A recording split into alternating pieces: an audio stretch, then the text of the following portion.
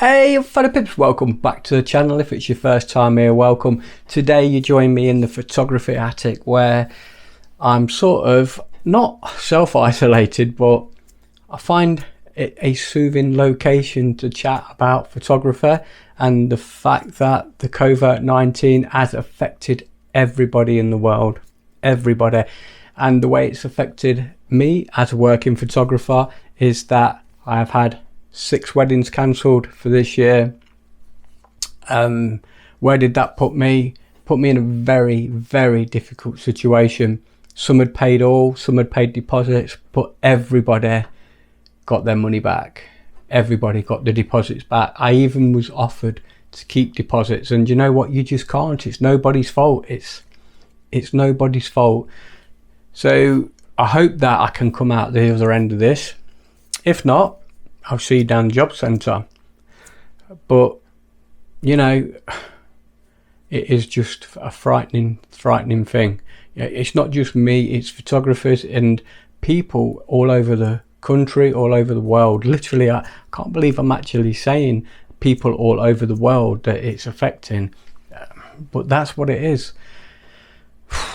So the reason why I'm here in the photography attic today making a small vlog is basically to let you guys know that I'm still here, and what I'm going to be doing is, if you look up here in this corner, I've got some lenses. I'm going to be reviewing some of them, specifically the 55 to 200 and the 14mm, which are 2 new lenses added to the arsenal of glass that I'm going to be shooting with come the other end of this virus. Portrait photographer. I mean, you think if you're a portrait photographer, how has this COVID-19 affected you? It's totally shut you down. So what I want to do is look at some of these lights we're using here today to light me. We've got some behind, we've got a little Manfrotto light there, great bit of kit, Bluetooth. We're going to be looking at that and how that can aid you with your portrait photography. Now, if you've not seen the Pennywise video, you see him there in the window, about product photography and how you can use these little figures to try and create some sort of portrait.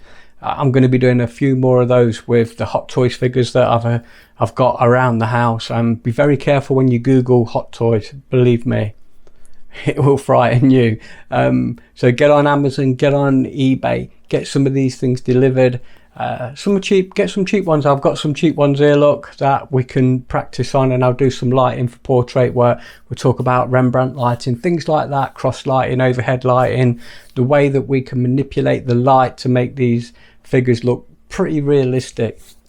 Yeah, we'll set the AD200s up, we'll look at different sorts of flash photography, things like that. Let me know what you guys are interested in, and I can see what I have laying around in the photography cupboard. So the other thing I've been doing is I've been looking back over the years of taking photos, and I've managed to get back to 2012 and put a small slideshow of photos together for you to look at the way I've interpreted the COVID-19. Now, you know I've got a dark sense of humour, so I guess this is going to come across a little bit dark, but forgive me, but that is just the way that the virus is affecting me.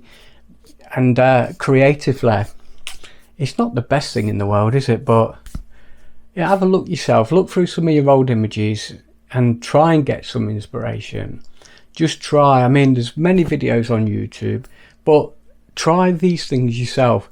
It also gets your muscle memory going with your camera. Think about learning how you can look through the viewfinder of your camera and find where all the buttons are. It's something that I did right from the beginning when I had my 50D.